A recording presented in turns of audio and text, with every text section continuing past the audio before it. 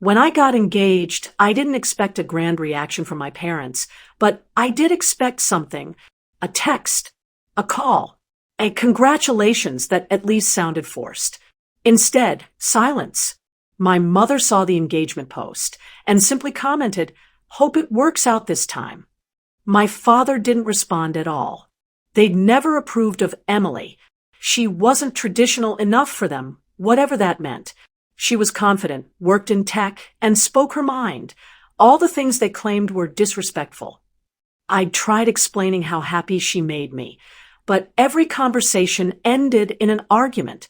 Eventually, I stopped trying. When the wedding date came, I sent them invitations anyway, not because I thought they'd come, but because I didn't want to regret not offering them the chance. My sister texted me a week before the ceremony. "Mom says they're going to Big Sur that weekend. Family trip." That was their answer. On the day I got married, I looked at the empty seats where they should have been sitting. Emily squeezed my hand under the table. I smiled for the photos, laughed with friends, but part of me ached. Not because they missed the wedding, but because it confirmed what I'd known for years. I was never really part of their idea of family. Months passed. Emily and I built a life together. A quiet apartment at first, long work days, small joys. Then my company landed a massive deal, and I got promoted. My salary jumped. For the first time in my life, I wasn't just surviving. I was thriving. I bought a Tesla, not to show off, but because I wanted something that felt like progress. I posted a photo, just the car, and a caption, "Hard work pays off." An hour later, my mom called. Her voice was syrupy sweet. "Honey, we saw your post. You bought a Tesla? That's amazing. Your father and I were so proud when we saw it." I almost laughed. Proud. The same people who didn't even come to my wedding were now proud.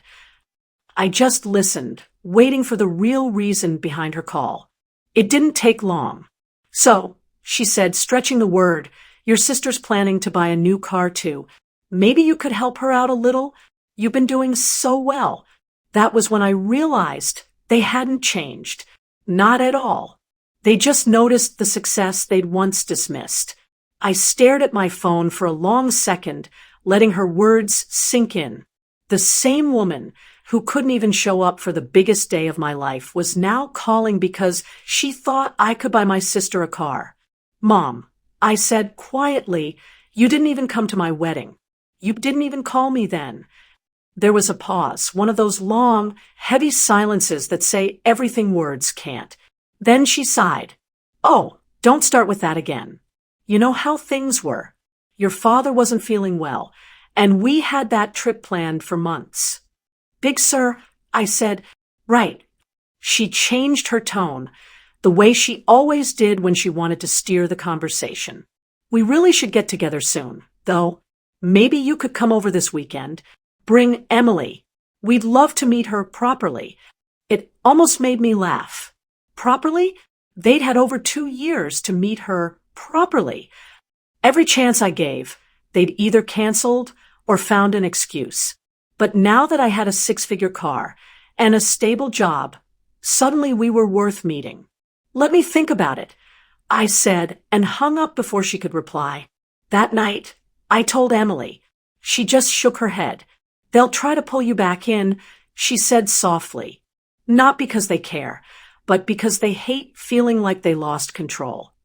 She was right. My parents had always been obsessed with control. When I was a kid, everything had to be done their way. What I wore, who I spoke to, what I studied. When I chose computer science instead of business, my father called me a disappointment. When I moved out, he told me, "You'll come crawling back when life gets hard." But I never did. And that, I think, is what truly bothered them. 2 weeks later, I got another call. This time from my dad. He never called unless it was serious. "Son," he said, his voice unusually calm, "your mother told me you've been doing well." I wanted to say, "Good job." I waited for the but he continued, "You should come by. It's been too long." Family's important. I asked him the question that had been sitting in my chest for years. Was family important when you refused to walk me down the aisle? When you told people I was wasting my life because I didn't take over your business? He exhaled sharply. You're still holding on to that. We just wanted what was best for you. No, you wanted what was best for you. He went quiet. I could almost hear the frustration building in his voice, the way it used to before he'd start yelling. But this time, I didn't let him get that far. Dad, I said, I'm happy now, genuinely happy, and it's because I stopped trying to earn your approval. He didn't respond, just hung up. For the first time, it didn't hurt. A few days later, I got another call, this time from my sister. Mom's been crying. She says you're being cruel. Cruel. I laughed. I'm being honest. She's not used to that from you. She replied, you've always been the quiet one, the one who tried to make peace. Not anymore, I said. Later that night, Emily and I went for a drive. The city lights blurred against the glass, music low in the background. She glanced at me and smiled. You finally let go, didn't you? I think so, I said. I finally realized I don't owe them my peace just because they share my blood. A week after that, my mom sent me a long text. It started with, I didn't mean to hurt you, and ended with, we'd love to come visit. Maybe you can show us the Tesla. I didn't reply. I read it once, then deleted it. That car, the one they suddenly cared about, wasn't a symbol of success. It was proof that I could build something on my own without them. Proof that I could survive the silence, the absence, the guilt. And if I'm being honest, that felt better than any apology they could ever give me. Sad face. Weeks passed. My parents stopped calling, and the silence felt peaceful, not cold, not bitter, just quiet.